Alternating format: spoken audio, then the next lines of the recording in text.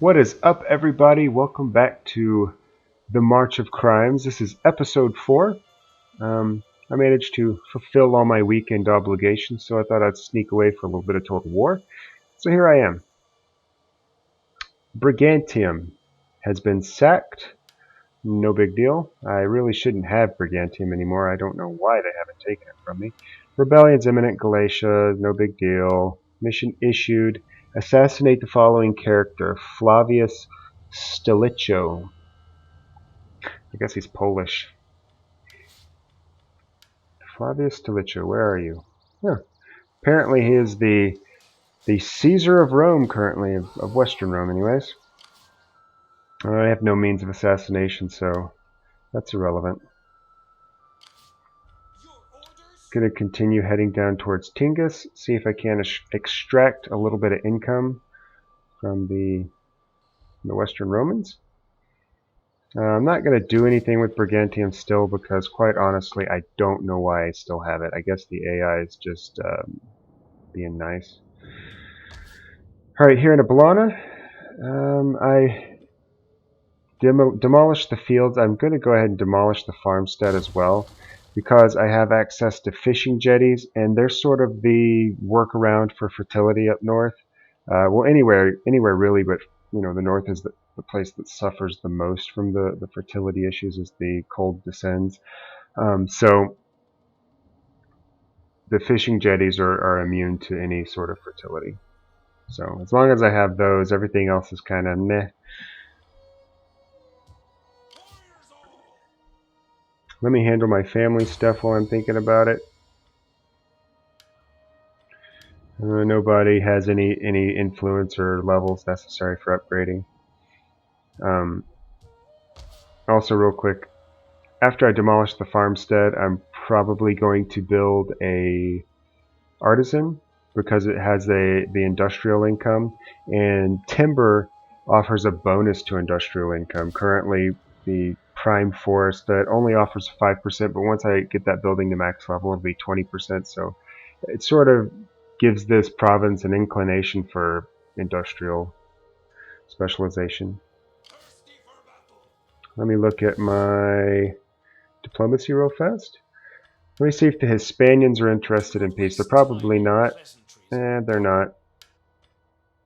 I haven't really attacked the Western Romans since the whole Hispania incident, so I need to attack the Romans to get the Hispanians on my side, so it might be a few more turns than expected. The Caledonians like me. Let's see if they'll do peace. My time is better spent feasting and hunting than listening. Negative, they have rejected me.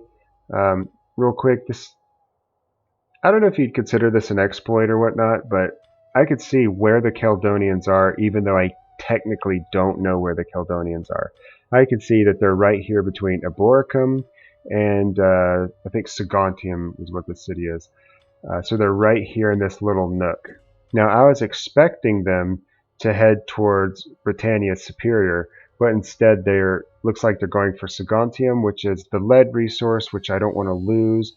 So I think I'm actually just going to go kill him now. So let's go Caledonian hunting. Ready for battle. Is there nothing else? And there they are, just as the diplomacy screen said.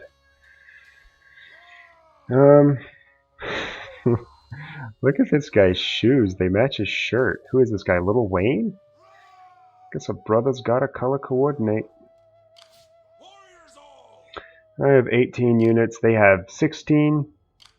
I think I'll buy 2 more horses real quick. I hope I have horses available to me. I prefer the Nordic Raiders because they're actual melee cavalry. But I guess these skirmish cavalry do it. They're very light, but you can still switch them over to melee and cycle charge hammer and anvils to a degree of success. So I'm going to pick those up. And let's go pick on the Caledonians. To war. So here we are on the battlefield, and this will be my first field battle where I really get to take advantage of the guerrilla deployment of my entire army. Alright, so they've arrayed their army. Even though they have access to the same feature as I do, they've chosen to do a standard deployment. And they have put all their, whatever these are called, skirmishers up front. So I think I'm going to answer their skirmishers with doggies, because dogs slaughter skirmishers.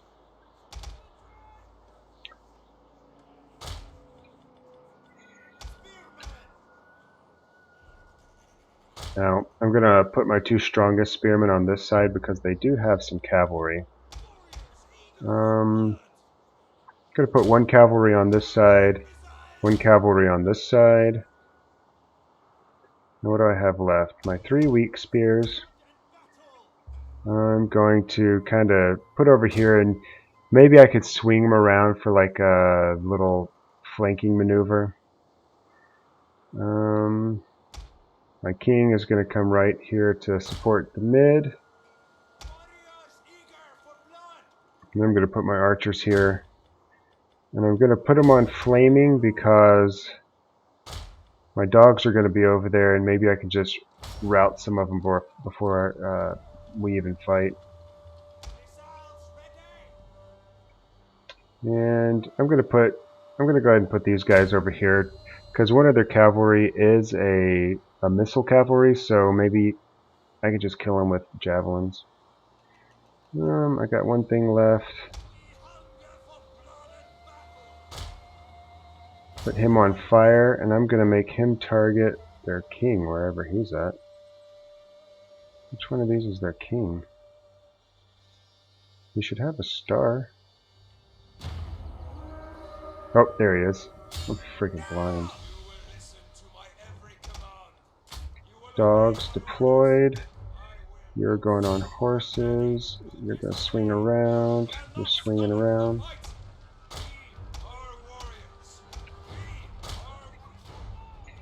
Alright.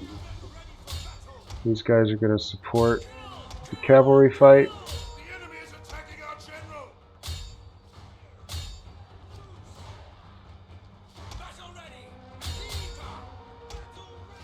Switching them over to melee, and I'm going to swing in and try to finish off their cavalry. Countercharging mid.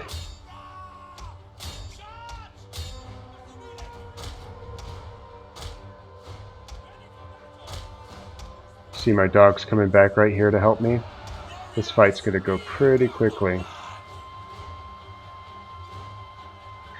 Going to get these guys over behind. This unit's going to be set up to help here. Actually, the dogs look like they have it. I'm going to go ahead and move over there.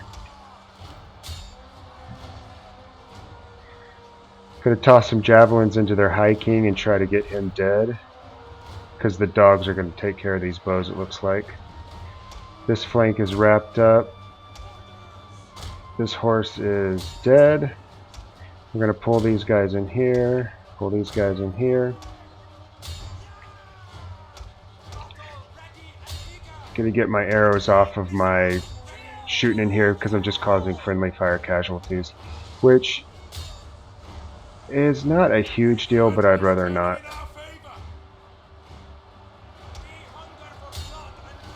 The battle is turning in my favor.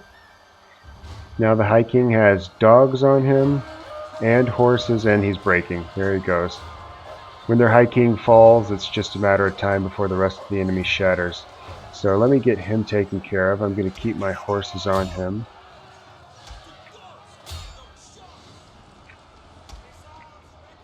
Hey, I thought I told you guys to stop shooting.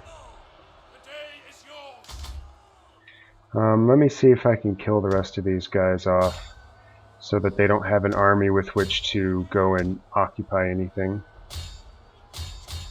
These dogs are going to take care of most of these guys.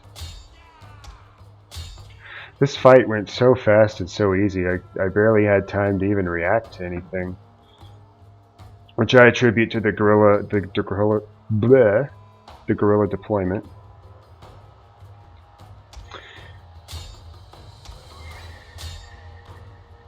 Okay, at the very least I want to wipe out their general's unit.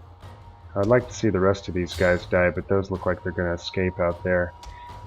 The more of them that I can take care of before the battle's over, the fewer units that they have with which to recover, and hopefully they won't be able to attack any cities, and then I can continue to chase them, because I would prefer to see the Caledonians dead at this point. There goes this one little guy.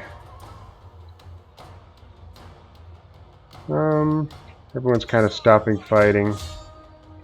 Alright. I'm done. Good game.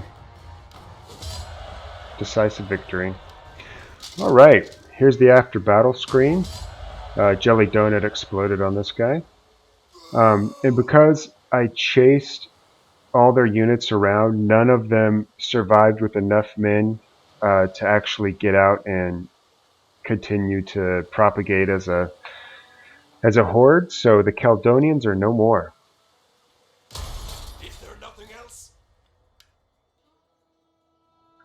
I'm going to go ahead and get rid of those horses because they are pretty expensive. So my income went back to the positive. I'm going to head towards Saguntium, though I'm not going to hit it yet. And I've been waiting to get Despoiler. I'm definitely going to make use of Despoiler because I love sacking. Now I noticed, I don't know if it's just the Celts, because I swear on every other campaign 6 cunning is what it requires for night battles, but as you can see I couldn't night battle, it wasn't an option. So that's a little annoying. But that is turn. Still assign a provincial governor, that's Galatia. Still, I'm not going to do it in turn. Okay, we're back for the next turn. It's the next day also because I never came back after the end turn. Galatia has rebelled. That's amusing. Demolish complete on the farmstead. Let's go ahead and handle that. Now I will make the artisan that I wanted. Artisans are also useful because yes, they give you income, and they also start expanding your unit roster a little bit. It takes all the way up to tier 3 of the fields, or what is it called? Whatever the horses come from, to actually get to cavalry. So this is an immediate expansion. Their cavalry one's a much slower one. Suffering from winter attrition. Now I could go begin the capturing of Saguntium, or at the very least I could sack it. Let me see what condition it is in. Going to gather information on Saguntium. Okay, they're both damaged. However, I can't tell if... I can't remember if the red is high, if that's the amount of damage. Probably. This probably means they're hardly damaged at all. So I might be able to extract a little bit of money out of Saguntium. Unseasonable conditions. It's a bad winter. That explains why my food is so low. Let me see if I can find that. Bad winter. I thought it said a bad winter. Whatever. Maybe it says good winter. No, it says bad winter. Whatever. I thought bad winters reduced your food. Maybe if you're Celtic it makes you work harder. Alright, let's go down here and check the guy on the way to Tingus. And get a little bit closer. Kind of moving to the north side of Tingus just in case something comes out of this fog and reinforces Tingus. As they see me getting closer, I can just about face and head up to whatever this place is.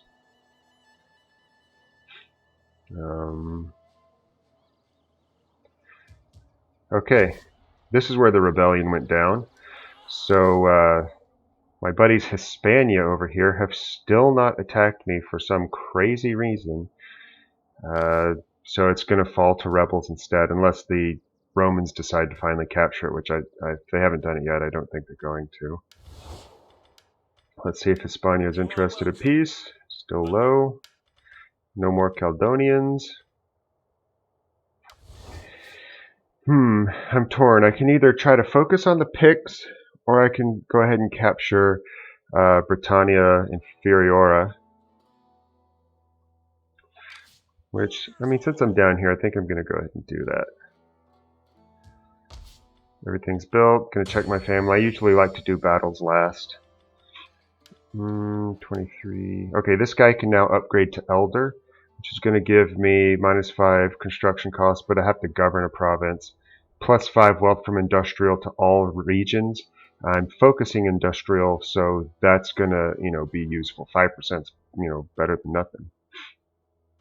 My son still can't be upgraded, and nobody else has the influence necessary to upgrade. It's 397. I keep thinking about those 10 boats that I need. Let's say I'll be able to build them 3 at a time, I believe. So that would take 3 turns to get up to the 10 ships necessary, counting the admiral himself. So, alright, here we go. I'm just going to go in with this. Sagontian's not going to have much. In fact, they have nothing. I guess. I have no idea. They have nothing. I don't know who sacked them. I'm just going to occupy since I'll get no money out of this. Now I'll have another trade resource, which is going to translate into a little bit of money from my one trade route. I really want to expand my trade route. I need to discover... Okay, I can see them. Why can I not trade with these guys? That is perplexing. Whatever. I don't want to do the Admiral yet. They just cost too much. Repair cost 2,000, 2,400. Okay, I guess these guys were at maximum possible destruction level. That is going to cost a ton to repair. Let's see if I can get some auto repair. Why is your integrity down? -5 for attrition. Okay, that'll go away next turn. Well, that was a very exciting turn. Not at all. Still, my governor needs to be assigned. Oh, wait. This is Britannia Inferiora now. I do actually need to assign a governor. I'm not just in Galatia. Okay. Oh, it's just inferior. I don't know why I add the Ia on the bottom. Alright, the Alamri is going to boost their growth because of his cool little buff.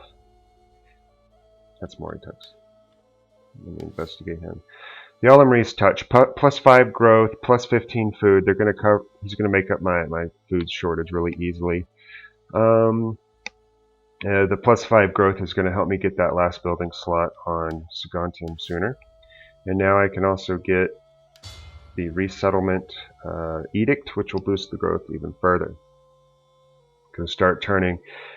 Since I have the picks blocked up here, I don't really have to rush to capture Aboricum and Lindum before they do. So I can take a turn or two to sort of try to get the public order under control. Intern. Alright. Office secured. During the intern, Hispania came over here and sacked Brigantium, and then the rebels captured Brigantium. I don't understand their logic, but it is what it is. Office secured, edict. Moritex gained a rank. Let's go ahead and go handle that.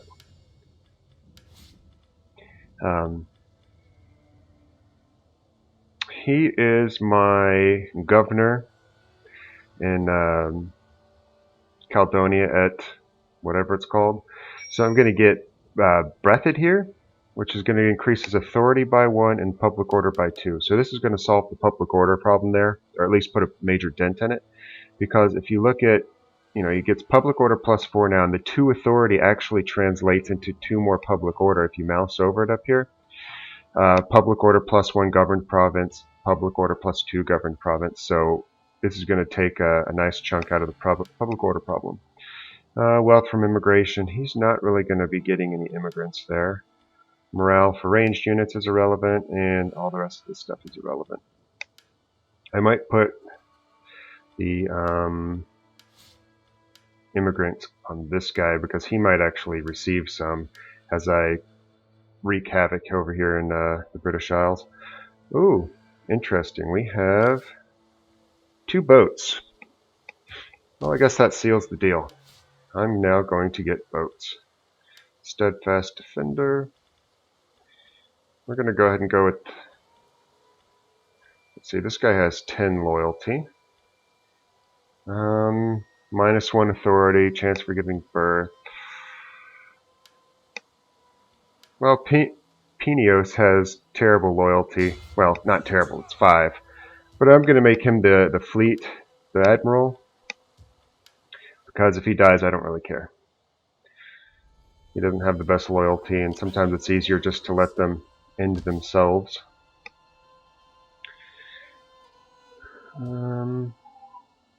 I think I'm going to go ahead and hit Lindum. Nobody's defending it, so this should be an easy fight. Gonna go ahead and sustain it while I get everything else done. I've already handled my family stuff this turn. Everybody's as high as they can go for now. I was checking if Moritex could go higher since he leveled up, but he cannot. Check my diplomacy. I still don't know any new people. Just going to see if the Moritans are perhaps... They're not interested in military alliance yet. Let's check the Attillians. They're interested in a military alliance. However, they would rather pay me 1,000 for a defensive. I clicked the counter offer just to make sure that he was at moderate, and he is, so 1,000 is probably the most I can get out of him. So I will accept his offer, and now I can see the Gara Mansions.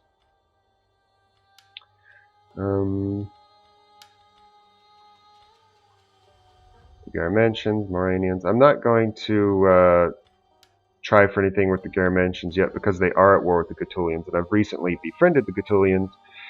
So we'll see how this unfolds. If the Gatullians get their butts handed to them by the Gramations, I'll just, befriend them instead. Because it looks like they actually hold 2 provinces at the very least here versus their 1. So statistically, it's in their favor. Welcome, but expect scant. No peace treaty ready for those dudes yet. So that is it. It is time to do the battle. Alright, let's do this. Alright, here I am at the Battle of Lindum. The weather conditions are dry on the first try. So let's get started. The military, the army array isn't really all that bad. I prefer to have my dogs up front. And then they're sort of like a behind the back screen of the skirmishers. Because I can release the dogs to catch anything that's charging the skirmishers. Everything else I'm just going to line up in a double line behind them so that I can react. It's not, it's not going to have a huge impact on how things unfold because they have so few troops. I'm going to go ahead. I'm just going to start sniping their general.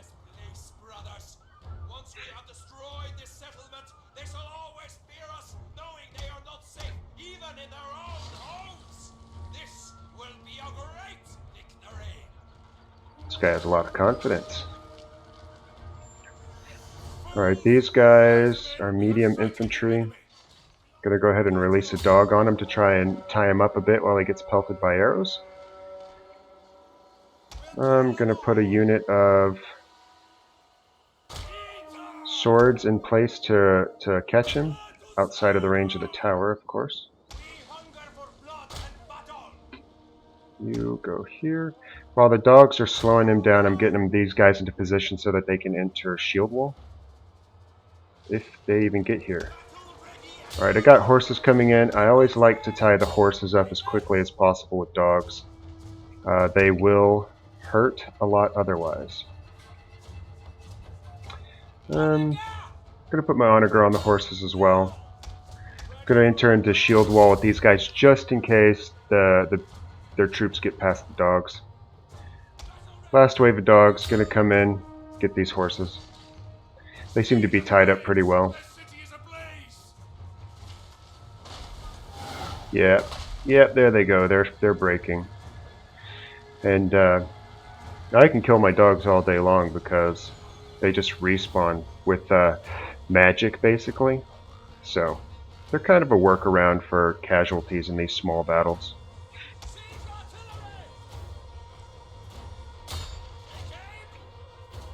Now I'm pretty much ignoring the towers this time, and I'm forcing the enemy to come to me. And this is going to allow me to minimize my casualties. And in this battle where I have absolutely superior firepower, I have 4 skirmisher units and then the one onager, and they have nothing. They have to come to me, and the dogs, as you can see, are just making it hell for them. The towers up here are shooting at my dogs, but the irony is, you saw just right there, they hit their own people. The tower shot, and then right there you saw it downed another guy. There's guys dying to the towers, their towers. So it saves me some effort, I guess you'd say. Just going to speed this up a little bit, see if I can get their general down. Nope, okay, he has got the dogs down, so it is time to actually fight. These guys are in shield wall to catch the general. This is going to give them additional attack power. It's basically going to ruin the general's day.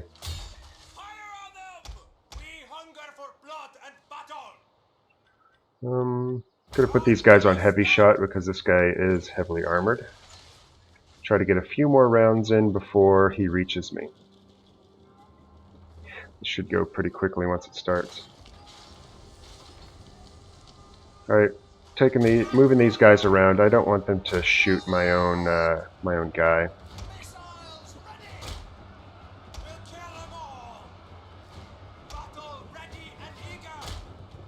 Moving to the very edge of the arrow towers. See, this guy right here is losing terribly. And shield wall spears just don't have a hope against you. And he's shattered.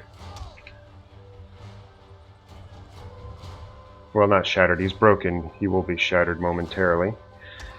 Let's go switch these guys over to whistling arrows and try to get the shatter. Whistling arrows have a pretty high impact on... Oh, he recovered. Gonna switch over to fire so that I can do damage and morale damage.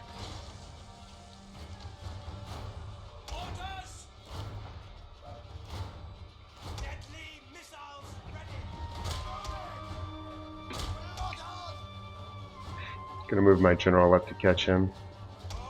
Something... Oh, they threw javelins into my archers.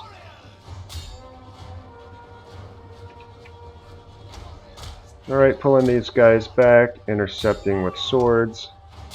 That should be the end of him pretty quickly. Taking these guys out of shield wall, and these guys out for a flanking maneuver. Taking these guys off fire at will because I don't want to generate casualties like I did just there. I killed people in my general. If I'd hit my general's unit, I'd feel like an ass. So here I am, just finishing off some guys. No problem. This battle's only got a couple seconds left on it.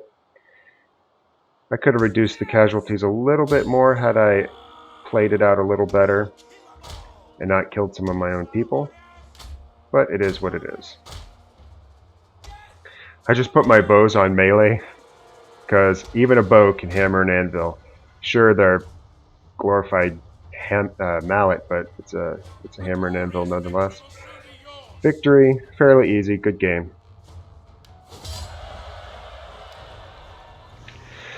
Alrighty, decisive victory. Only lost 74 units. That's not bad.